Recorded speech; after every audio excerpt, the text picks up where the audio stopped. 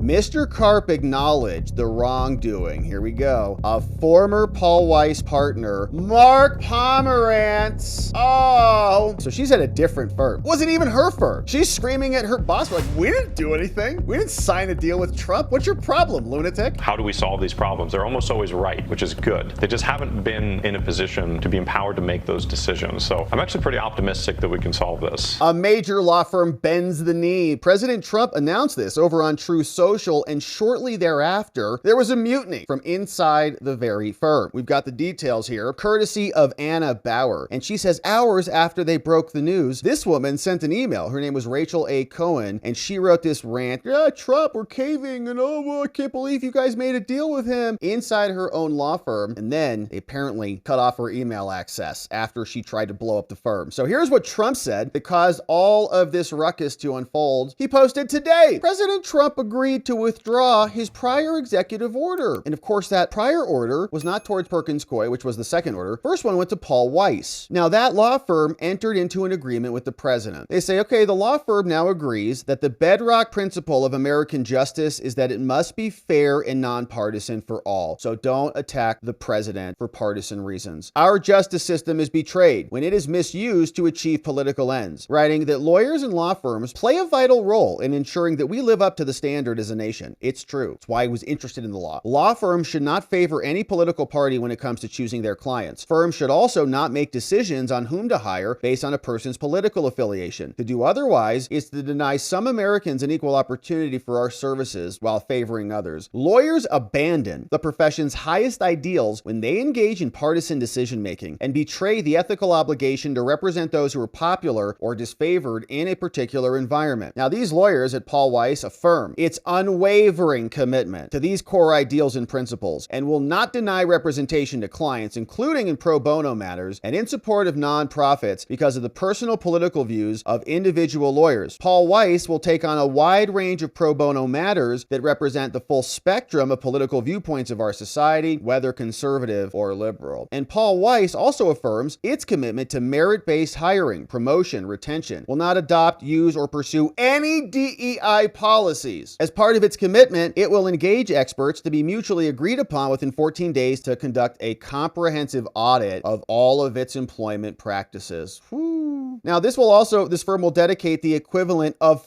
$40 million in pro bono legal services over the course of President Trump's term to support the administration's initiatives, including assisting our nation's veterans, fairness in the justice system, and the president's task force to combat anti-Semitism and other mutually agreed upon projects. Now, here's a statement from the White House. The president is agreeing to this action in light of a meeting with Paul Weiss chairman called Brad Karp, during which Mr. Karp acknowledged the wrongdoing. Here we go. Of former Paul Weiss partner, Mark Pomerantz. Oh, you remember him. He was the person who instigated the New York prosecution against President Trump and was working with the prior prosecutor in New York before Alvin Bragg came in. Then Alvin Bragg came in and told Mark Pomerantz and Carrie Dunn, by the way, who was also working. These guys were working basically for free. These high-power lawyers with TDS, dementia on the brain, were devoting time and gifting resources to assist Alvin Bragg in the creation of a case against Trump. When Bragg said he can't prosecute them anymore, Mark Pomerantz threw a hissy fit temper tantrum, like one of the most pathetic babies you've ever seen in the law, and wrote a rant in the New York Times, very upset about it, then wrote this whole book about it. Oh, I betrayed, I didn't sign up for the law. Shut up. Pathetic, honestly. And looked and sounded the same too. And then, of course, Biden's DOJ sent over another DOJ prosecutor to take over the case, and then the prosecution reanimated. So now that law firm is being penalized because they were dedicating resources to creating a free prosecution against Trump. And this pattern has been something we've seen similarly in the Jack Smith case. Why did he get all of that free legal work? It was $1 million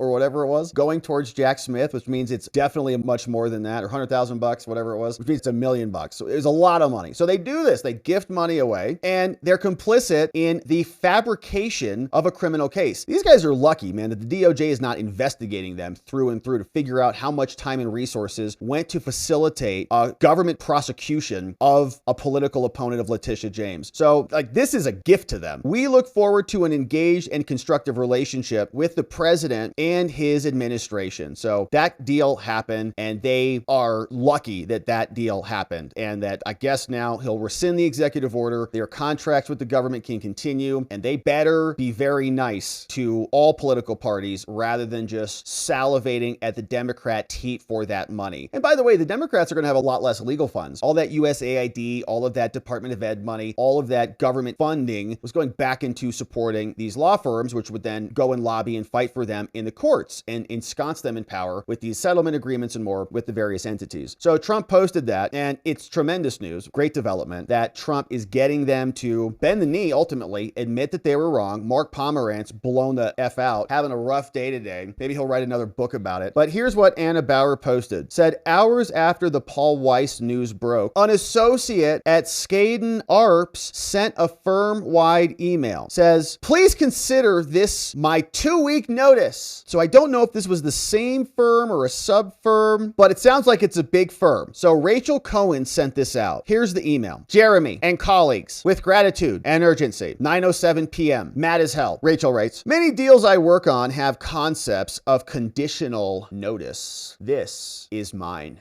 Please consider this email my 2-week notice, revocable if the firm comes up with a satisfactory response to the current moment, which should include at minimum 1. And this is one of the more obnoxious lawyer types that you'll run into in the world. Could you imagine like dating this person or something? You're like, where would you like to go to dinner? She sends you a freaking paragraph like this. You're like, actually, I'm not feeling that well. So she says, please consider this email my 2-week notice. And it should include a minimum. Signing on to the firm amicus brief in support of Perkins Coie in its litigation, fighting the Trump administration executive order against it. Committing to broad future representation, regardless of whether powerful people view it as adverse to them. 3, refusal to cooperate with the EEOC's request for personal information of our colleagues clearly targeted at intimidating non-white employees. Give me a break. It's clearly targeted says public refusal to fire or otherwise force out employees at the Trump administration's directive or implied directive, which he never told anybody to fire anybody. It's your firm. Keep them or not. Hire Mark Pomerantz if you want. Go hire up Mark Elias and Michael Sussman, but you're not doing business with the administration. So, because they're obviously corrupt people, in my opinion. Says, and also make a public commitment to maintenance and affinity groups and related initiatives. So this lawyer is just like telling her bosses, do this or I'm out. Let's see how it works out for her. This is not what I saw for my career or for my evening, but Paul Weiss's decision to cave to the Trump administration on DEI, representation, and staffing has forced my hand. Okay, so she's at a different firm. It wasn't even her firm. She's screaming at her boss like, we didn't do anything. We didn't sign a deal with Trump. What's your problem, lunatic? And representation staffing has forced my hand. She says, we do not have time. It is now or never. And if it is never, I will not continue to work here. Okay. Oh man. It's 9:17 at night. You're like just getting ready to go. 9:07. Jeremy's like just getting ready for bed. It's like, oh my gosh, Rachel. Email pings Rachel Cohen. He's like,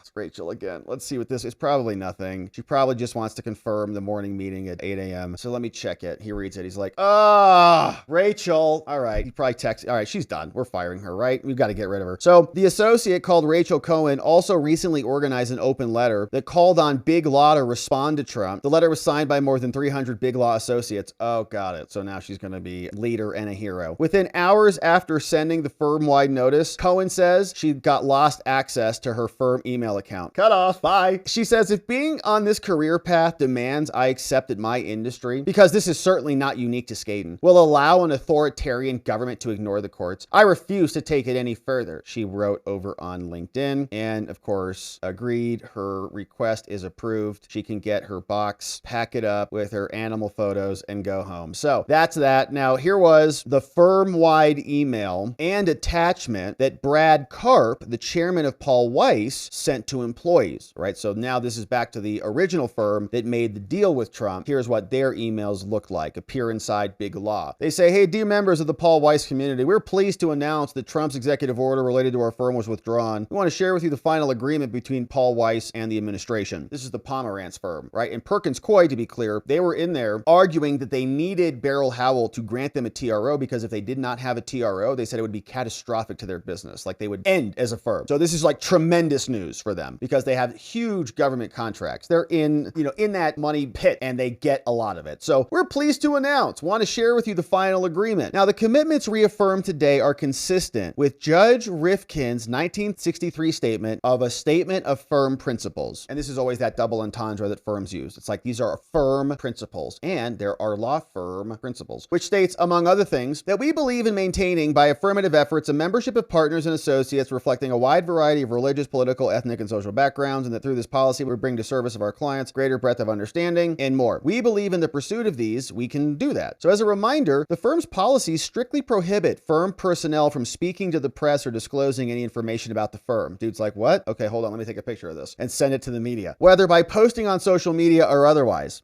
That didn't work. In addition, given the media attention focused on the firm and the sensitivity of this matter, we request that you refrain from any social media postings or other disclosures relating to the executive order or its withdrawal. You mean after this email? Please forward any media outreach to me or communications director at this number. Thank you for your patience during this time. With that behind us, we can devote our complete focus, as we always do, to our work, our clients, our colleagues, and our firm. Now, I forgot to sign the check defense, right, from President Trump when they force his compliance. The courts are forcing their compliance. They're like, yeah, we're going to get right on bringing back the trans in the military. Like, we'll get right on that, like, real quick. Of course, they won't. Now, these lawyers are working hard to put a stop to Doge, right, and to these changes that are happening via executive order. And we have covered many of these lawsuits here, but Doge was out speaking. This is a person who's been working as part of the team who is explaining what they are uncovering and how the discrepancies are being found and just how massive they are. Yeah, I've been brought in to look at the IRS's modernization program in particular, as well as the operations and maintenance budget. I really care a lot about this country, and this is a huge program that's currently 30 years behind schedule, and it's already $15 billion over budget. Explain to our viewers what the program is in layman's terms. Yeah, so the goal is to take, the IRS has some pretty legacy infrastructure. It's actually very similar to what banks have been using. It's